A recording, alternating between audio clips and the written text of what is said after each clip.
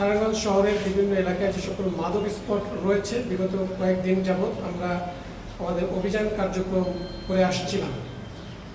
আপনারা সকলে অবগত আছেন যে নারায়ণগঞ্জ জেলার ফতুল্লা থানাতে যে মাসদাই এলাকাটি রয়েছে, এখানে কিশোর গ্যাং, মাদক সন্ত্রাস, অস্ত্রধারী সন্ত্রাসীদের একটা আখড়ায় পরিণত হয়েছিল। বিভিন্ন সময় সোশ্যাল মিডিয়া, ইলেকট্রনিক এবং প্রিন্ট মিডিয়া এগুলো নিয়ে অনেক নিউজ হয়েছে।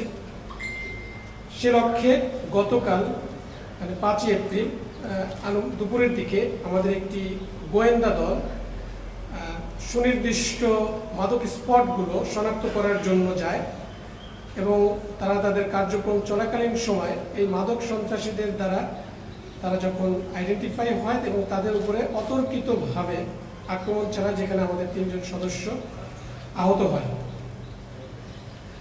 হোয়াটএভার, তারা যে তাদের যে কার্যক্রম ছিল সেখান থেকে বিচলিত হয় নাই, তারা সেই মাদক স্পটগুলো যথার্থভাবেই শনাক্ত করেছে এবং সে প্রেক্ষিতে গতকাল রাতে আমাদের একটি চৌকস আভিযানিক দল রাতের বেলা মাসদাইয়ের যে বিভিন্ন মাদক স্পট রয়েছে সেই স্পটগুলোতে অভিযান পরিচালনা করে, যেখানে আপনাদেরও অনেকে সরাসরি যুক্ত ছিলেন এবং চাক্ষুষভাবে পর্যবেক্ষণ করেছেন এবং দেখেছেন।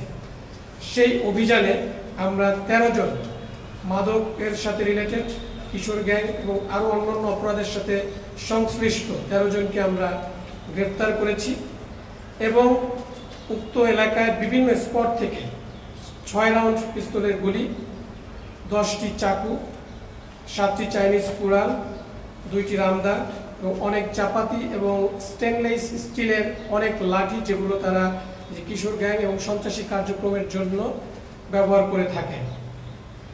এছাড়া উক্ত এলাকা থেকে তাদের আগাম বার্তা দেওয়ার জন্য সিসি ক্যামেরা, বিভিন্ন স্পটে তারা সিসি ক্যামেরা ইউজ করেছে, সেগুলো তারা ড্রোন ইউজ করে। একটি ড্রোন, 11,64,500 নগদ টাকা, টাকা গণনার মেশিন, ওয়েট মেশিন, ল্যাপটপ এবং আরও অন্যান্য সরঞ্জামাদি আমরা সেখান থেকে উদ্ধার করি। এই অভিযানে টোটাল 236 কেজি গাঁজা এবং 11,000 পিস ইয়াবা উদ্ধার করা হয়। টোটাল গ্রেপ্তারকৃত 13 জন এবং এই গ্রেপ্তারকৃতদের অনেকের নামেই বিভিন্ন অপরাধে মামলা রয়েছে।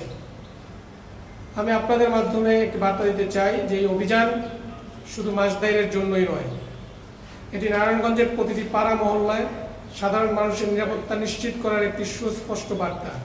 যারা কিশোর গ্যাং কালচার লালন করছেন অথবা মাদকের কারবারে যুব সমাজকে ধ্বংসের পথে ঠেলে দিচ্ছেন, তাদেরকে স্পষ্টভাবে জানাতে চাই, এখনই অন্ধকার পথ পরিত্যাগ করুন, অন্যথায় র্যাবের কঠোর আইনানুগ ব্যবস্থা এখন থেকে চলমান থাকবে এবং এখান থেকে কোনো রেহাই পাবে না অপরাধীরা। আমরা নিরাপদ, শান্তিময়, মাদকমুক্ত নারায়ণগঞ্জ গড়তে বদ্ধপরিকর।